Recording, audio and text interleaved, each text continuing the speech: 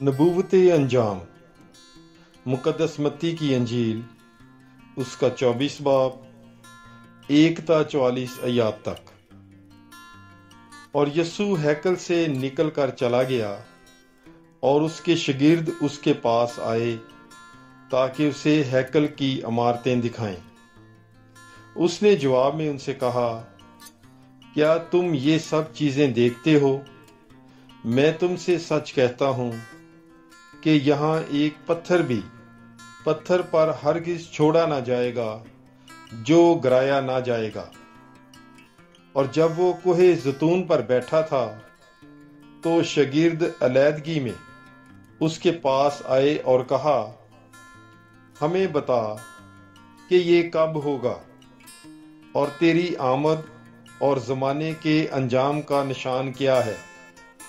तब यस्सू ने जवाब में उनसे कहा, खबरदार कोई तुम्हें गुमराह ना करे, क्योंकि बथेरे मेरा नाम लेकर आएंगे और कहेंगे कि मैं अल मसीह हूं, और वो बथेरों को गुमराह करेंगे।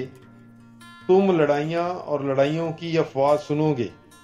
खबरदार घबरा ना जाना, क्योंकि इन बातों का होना जरूरी है, लेकिन हनूज अंजाम नहीं। क्योंकि कौम पर कौम और सल्तनत पर सल्तनत चढ़ाई करेगी, और जगह जगह काल और वबा और जल्जले आएंगे। ये सब कुछ तकालीफ का शुरू ही है। उस वक्त लोग तुम्हें दुख देने के लिए पकड़वाएंगे और कत्ल करेंगे, और मेरे नाम के सबब से सब कौमें तुमसे कीना रखेंगी। उस वक्त बथेरे ठोकर खाएंगे और एक दूसरे को पकड़वाएंगे और एक दूसरे से कीना रखेंगे, और बहुत से झूठे नबी बर्पा होंगे और बथेरों को गुमराह करेंगे। और बेदीनी के बढ़ जाने से बथेरों की मोहब्बत ठंडी हो जाएगी, लेकिन जो आखिर तक कायम रहेगा वो निजात पाएगा। और बादशाही की ये अंजील तमाम दुनिया में सुनाई जाएगी, ताकि सब कौमों के लिए गवाही हो, तब अंजाम होगा।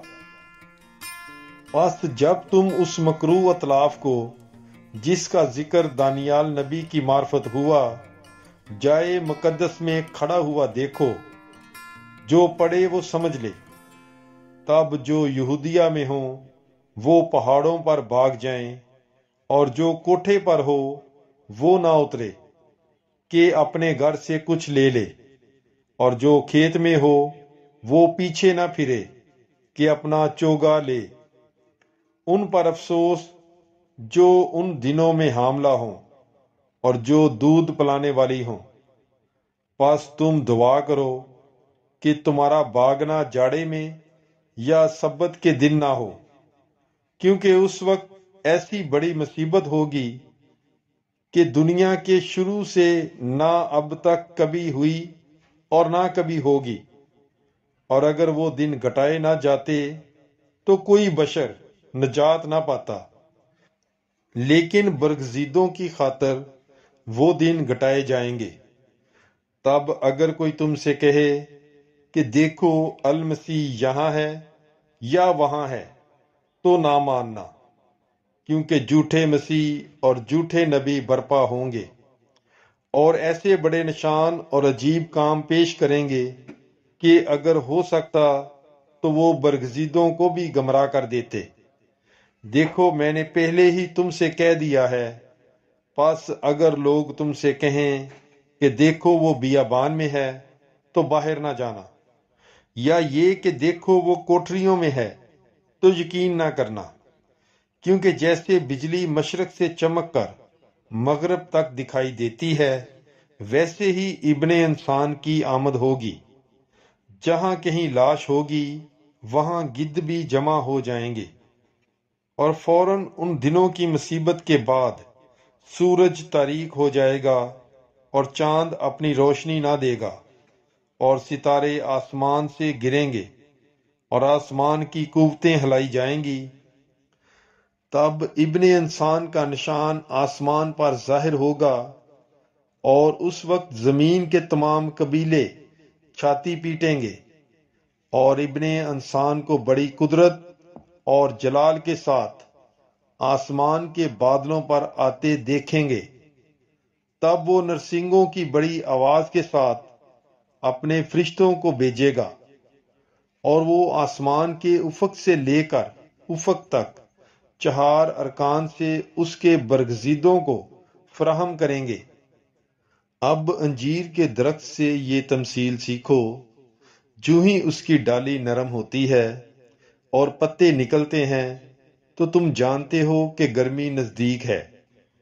اسی طرح تم بھی جب یہ سب کچھ دیکھو تو جانو کہ وہ نزدیک بلکہ دروازے ہی پر ہے۔ میں تم سے سچ کہتا ہوں کہ جب تک یہ سب کچھ ہو نہ لے یہ پشت گزر نہ جائے گی۔ آسمان اور زمین ٹل جائیں گے مگر میری باتیں ہرگز نہ ٹلیں گی۔ لیکن اس دن اور اس گھڑی کو کوئی نہیں جانتا، آسمان کے فرشتے بھی نہیں مگر فقط باپ۔ جس طرح نوح کے ایام میں ہوا اسی طرح ابن انسان کی آمد ہوگی۔ کیونکہ جس طرح طوفان سے پہلے کے ایام میں لوگ کھاتے پیتے اور بیاہ کرتے اور بیاہے جاتے تھے، اس دن تک کہ نوح کشتی میں داخل ہوا اور بے فکر رہے جب تک کہ طوفان آ کر سب کو بہا نہ لے گیا، اسی طرح ابن انسان کی آمد بھی ہوگی۔ اس وقت کھیت میں 2 ہوں گے، ایک لے لیا جائے گا اور ایک چھوڑ دیا جائے گا۔ 2 چکی پیستی ہوں گی، ایک لے لی جائے گی اور ایک چھوڑ دی جائے گی۔ پس جاگتے رہو، کیونکہ تم نہیں جانتے کہ تمہارا خداوند کس دن آئے گا۔